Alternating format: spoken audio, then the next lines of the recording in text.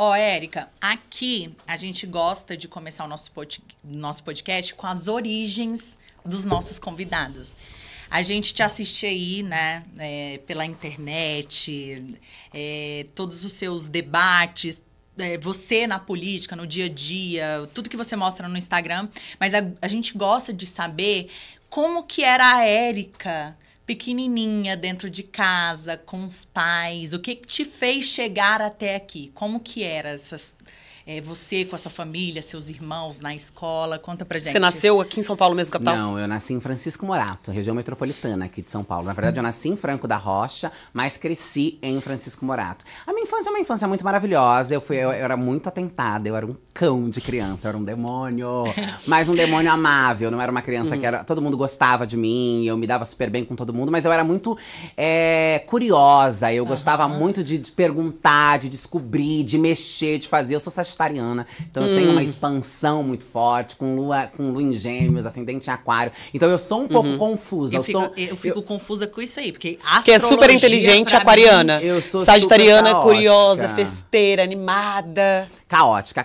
Mas a minha infância é uma das coisas que eu lembro com o maior carinho do mundo, porque eu tive uma infância muito protegida, então diferente da maioria dos históricos de pessoas LGBTs no Brasil, que desde a infância já começam a passar por processos de violência, de agressão, de brutalidades. A minha infância foi uma infância onde eu cresci em um lar matriarcal, com as minhas avós, as minhas primas, as minhas tias, minha mãe, um lar repleto de mulheres, circulada assim por mulheres fortes, guerreiras, trabalhadoras, arrimos de família, mães solos, e que me inspiraram muito a ver a vida com os olhares que elas tinham sobre a vida. E éramos uma família pobre, mas a minha mãe tinha uma condição economicamente diferente, porque era a única que trabalhava fora, não era empregada doméstica. Então eu tive uma infância bem privilegiada do ponto de... Meu pai, eu sei quem é, vivi, mas quando eu nasci eles já eram separados. Eu tenho um pai bem ausente, assim, não era um pai presente. Então, pai só de Natal. Foi comprar cigarro e nunca mais voltou. Não, na verdade, acho que ele foi... Minha mãe mandou ele ir comprar cigarro. Tipo, vai comprar o seu cigarro e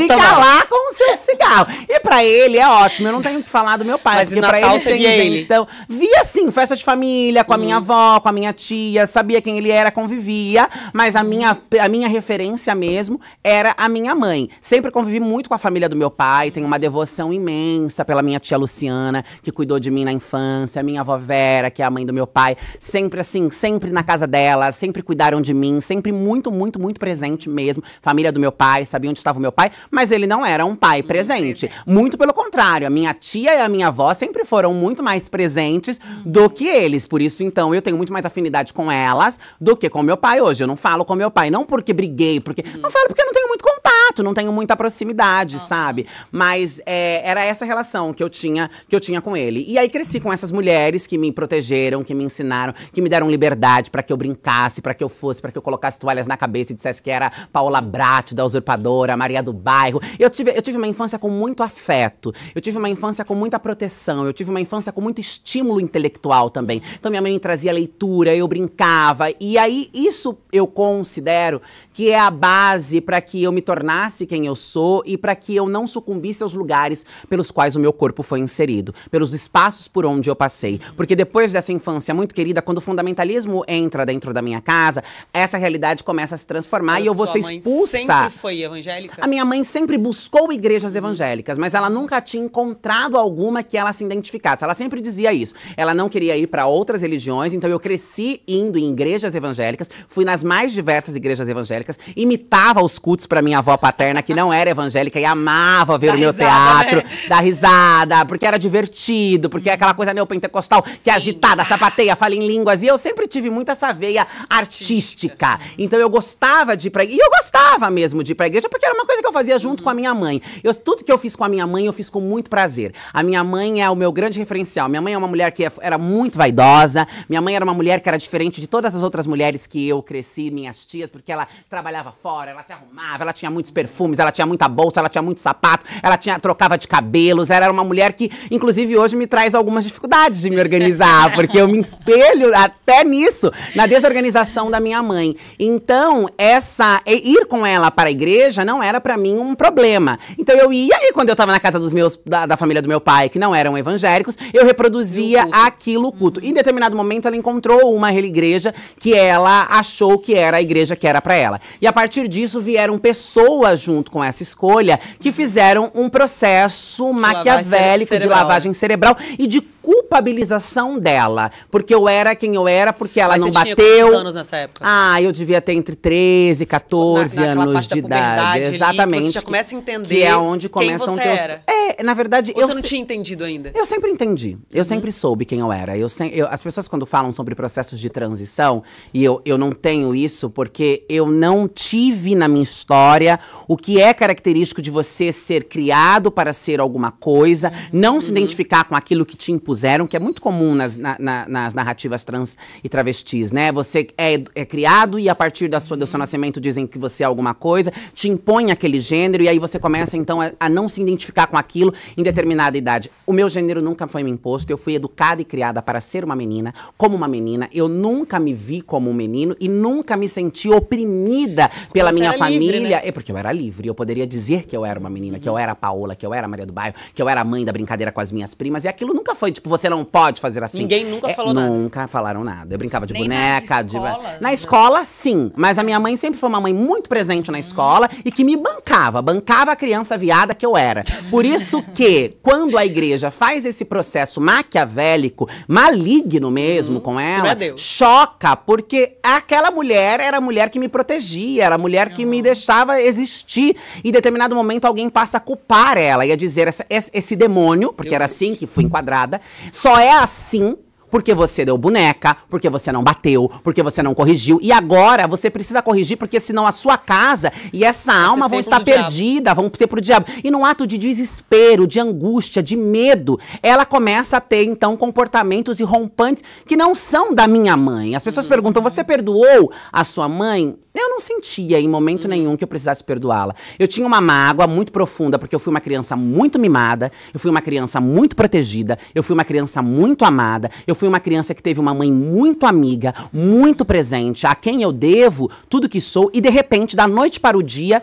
esta mesma mãe era a mulher que me recriminava, era a mulher que me agredia, era a mulher que me punha pra fora de casa e me empurrava compulsoriamente para a prostituição por conta de uma narrativa falaciosa. Por isso que quando nós discutimos sobre direito à família, que para nós é um pilar extremamente importante, família não é pauta de conservadores, família não é pauta de fundamentalista, família é pauta da sociedade. Nós merecemos e queremos ter o direito de ter família, porque quando temos família não vamos pro crime, quando temos famílias não vamos pra prostituição, quando temos famílias temos um amparo, temos oportunidade de sermos tudo o que quisermos na sociedade, e quando roubam de nós a família, exatamente por conta deste discurso de ódio, de dizer que, não, LGBT ou demônio, vocês têm que bater a porta na cara, tem que jogar pras esquinas, tem que... Isso é extremamente perverso e cruel. Então eu tinha uma dor baseada nesta vivência. Mas eu sabia que aquilo e aquela mulher... Sua idade, mais ou menos, quando era em volta disso, 15,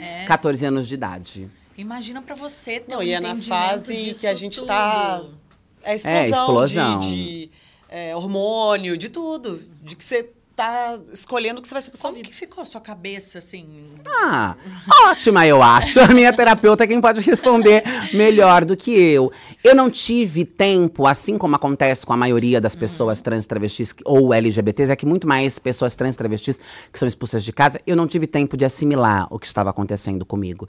Eu precisava... Tentei conversar, me cortei, fiz cartas, chorei, mas não havia diálogo. Ali estava implementado a intolerância, ali estava implementado o medo, o desespero de uma mãe para salvar a alma de uma filha, de ir pro inferno. Ali não havia espaço para o diálogo, que é o que o conservadorismo e o fascismo faz. Ele bloqueia o afeto, ele bloqueia o diálogo, ele impõe uma verdade absoluta, inquestionável, e todos têm que seguir, porque aqueles que não seguem aquela verdade vão pro inferno, vão morrer, vão ter a condenação eterna, vão acabar em cima de uma cama doente, e as pessoas são movidas pelo medo, pelo desespero e pelo pânico. E eu, por outro lado, era movida pela necessidade de existir e de ser quem eu sou. Eu costumo muito dizer hoje em dia que as pessoas não me pautam muito, porque a partir do momento que a minha própria mãe quis me pautar para que eu não fosse quem eu era, eu tive a coragem de dizer, então eu vou enfrentar a rua, eu vou enfrentar a fome, o medo, ao abandono e a prostituição, mas eu vou ser quem eu sou. Entre 15 e 16. Não, você sai de casa. Exatamente, nessa idade. Sua mãe ficou um ano desse jeito com você e você falou, não dá mais pra ficar nessa casa. Na verdade não dá mais e eu fui expulsa de casa algumas vezes, né?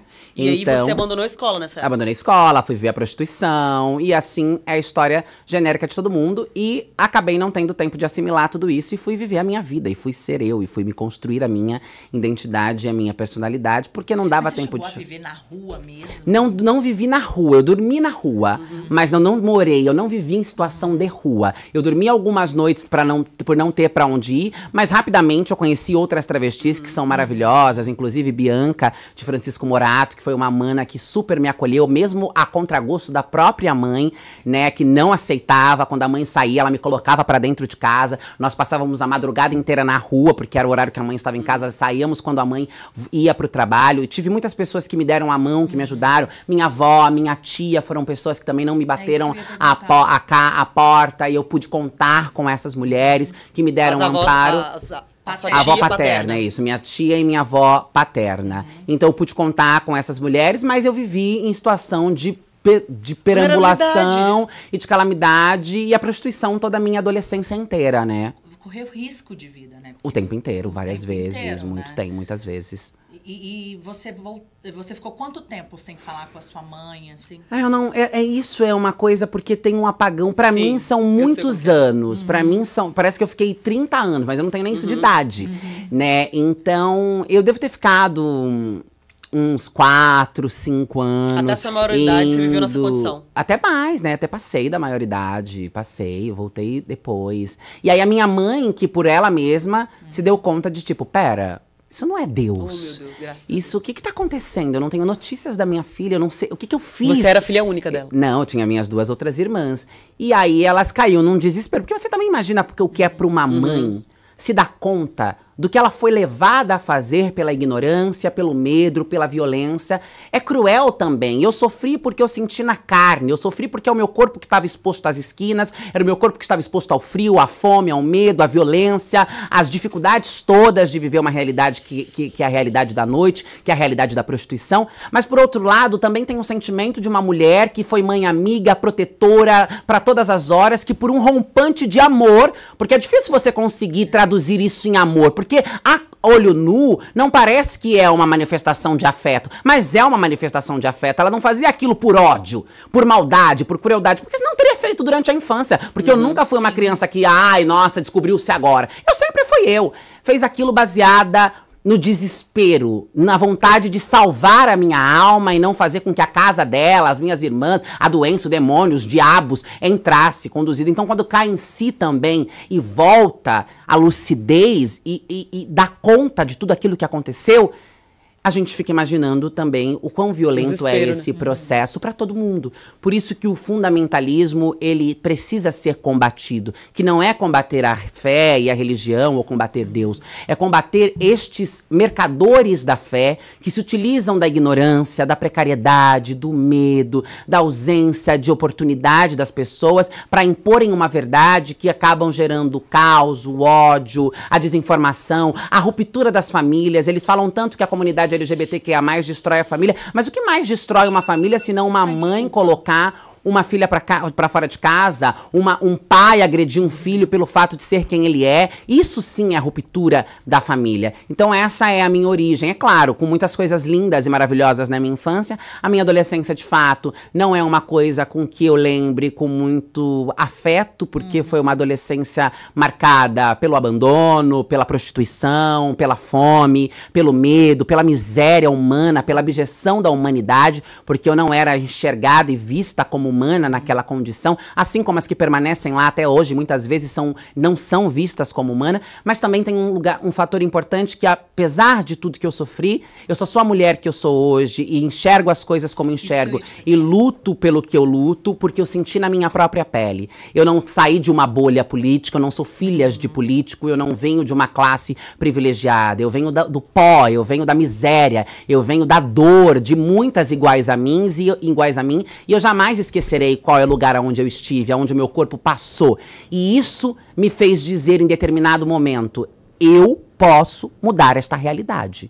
E eu vou mudar esta realidade. Porque diferente de muitas que estavam ali, eu tive base de infância, eu recebi afeto, eu tive direito à educação, eu tive boas leituras, e isso me deu uma condição de não ter o meu cognitivo afetado pela violência, não ter as minhas armas de lutar contra o sistema abalada. E eu vi ali que muitas não tiveram e não tinham condição, e não é porque não queriam, porque estavam acomodadas, porque são preguiçosas, é porque não tem base, é porque não tem ferramenta, é porque a vida delas foram marcadas pelo zero, pela anulação da própria subjetividade. Eu tenho subjetividade. Eu sempre soube quem eu era. Eu sempre soube qual era o meu lugar no mundo. Eu sempre soube aonde eu queria chegar. Porque eu tive isso na infância. Eu fui ensinada, amada e educada. Então eu olhei para aquela realidade e eu falei, pera, alguma coisa aqui tá muito errada. Por que todas nós viemos parar nesse lugar? Porque são as raras que não passaram pela prostituição, porque são raras as que não foram expulsas das suas casas, porque todas nós sentimos fome, medo, somos estupradas, violentadas, agredidas, porque o Estado não olha pra gente. Nós somos menos humanas do que essas pessoas. Então, peraí, alguém precisa falar. E aí a gente olha para aquela realidade, exatamente. Por que nós somos executadas da forma como somos executadas? Por que nos matam com tanto ódio? Porque até ontem, na ditadura militar, nós não podíamos andar nas ruas. Aonde estão aquelas? E aonde vamos nós que estamos aqui agora? Porque aquelas que morreram não voltam mais. Mas e a gente? Eu falei, é preciso construir um futuro diferente. É preciso construir uma nova oportunidade.